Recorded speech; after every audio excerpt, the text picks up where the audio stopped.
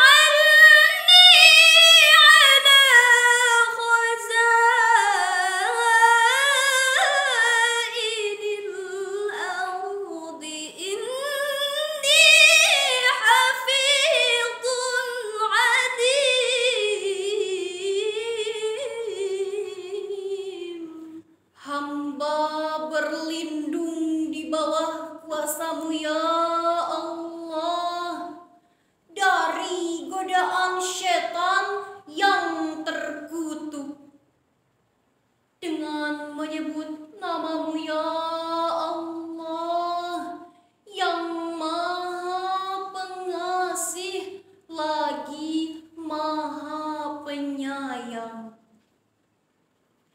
Dia Yusuf berkata, jadikanlah aku bendaharawan negeri Mesir. Sesungguhnya aku adalah orang yang pandai menjaga amanah dan berpengetahuan. Profesor Dr. Wahbah Az-Zuhaili dalam tafsir Al-Munir jilid 7 halaman 34 menjelaskan ayat tersebut berkenaan dengan kisah Nabi Yusuf yang didatangkan dari penjara untuk mentakwil mimpi sang raja. Kemudian beliau dijadikan seorang pemimpin karena kecerdasan, keilmuan dan pengetahuannya. Profesor Dr. Muhammad Quraisy Shihab dalam tafsir Al-Misbah jilid 6 halaman 484 menjelaskan ayat tersebut mendahulukan lafaz hafiz dibandingkan dengan lafaz alim.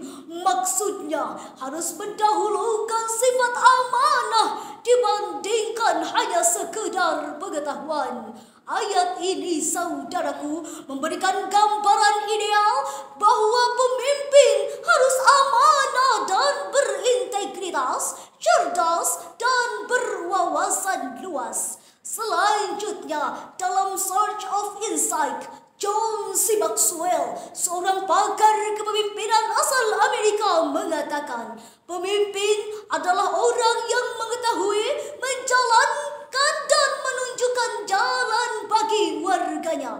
Ungkapan tersebut, saudaraku, mengisyaratkan kepada kita bahwa pemimpin harus menjadi teladan dan membawa perubahan. Lantas, bagaimanakah kondisi kepemimpinan di negeri ini? Dalam usia ke-78, Indonesia dihadapkan berbagai persoalan masih sekar dalam ingatan kita.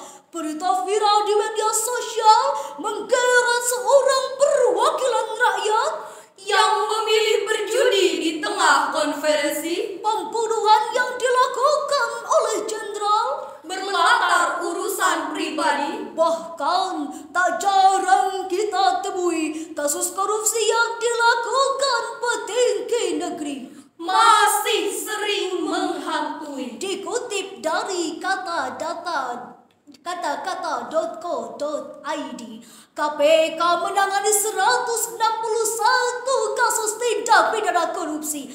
Bahkan Indonesia tercatat urutan 5 besar negara terkorup di ASEAN. Akibatnya banyak oknum yang mendekam dalam jeruji besi. Na'udzubillahi min dzalik. Musik. Oke, bukan lautan, hanya kolam susah. Indonesia selalu banyak masalah. Kasus KKN sampai kasus narkoba. Oknum tak malu, kita malu semua. Orang bilang tanah kita tanah surga. Kok korupsi dan kolusi memberdaya. Orang bilang negeri ini reformasi. Masih banyak tikus-tikus berdasi. Ini salah siapa? Ini dosa siapa? Ini salah siapa? Ini dosa siapa? Saudaraku, kualitas diri pemimpin adalah kunci kesuksesan suatu bangsa dan negara. Di tangan pemimpin yang cakap dan amanah, Allah akan melimpahkan rahmat dan maghfirahnya yang termaktub dalam Al-Quran surah Al-Ahzab ayat 70 sampai 71. Ya ayyuhalladzina amanu taqullaha wa qulu qawlan sadida yuslih lakum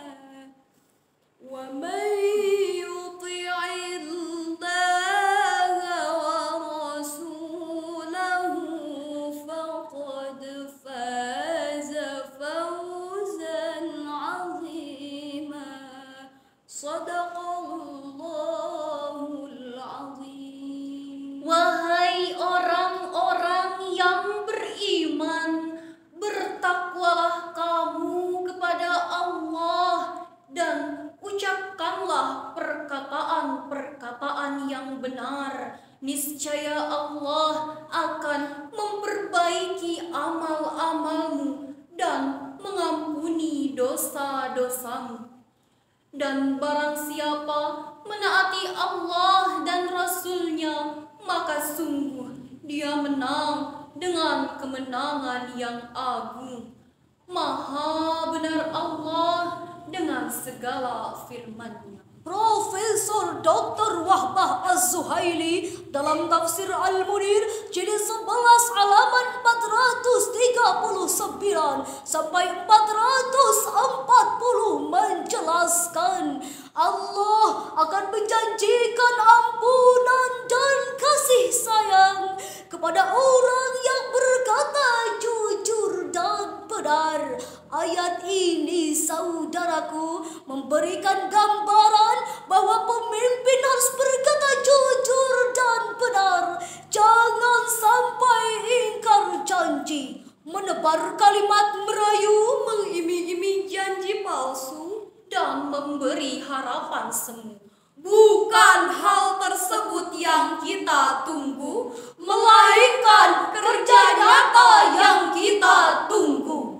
Saudaraku, dari uraian tadi dapat kami simpulkan bahwa sosok pemimpin ideal menurut Al-Quran adalah bersifat cerdas dan amanah, jujur dalam bekerja, dan senantiasa meraih ampunan dari Allah. Atau yang biasa kita kenal dengan sidik, amanah, tabligh, fatanah.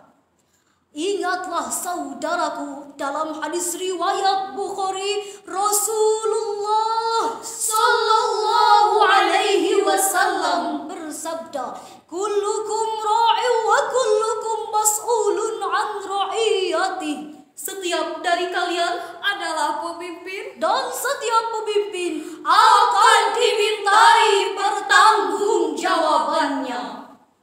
Alangkah indahnya negeri ini, andai semua pemimpin amanah, kan pasti damai sejahtera selalu, karena rahmat dan anugerah-Mu. Mungkin cukup sekian. Mohon maaf bila ada kesalahan, karena kesempurnaan hanyalah milik Tuhan. Jalan-jalan ke kota Malang, cakep. Tiba di waktu pagi, izinkanlah kami menang agar kita berjumpa lagi. Wallahul muwafiq ila aqwa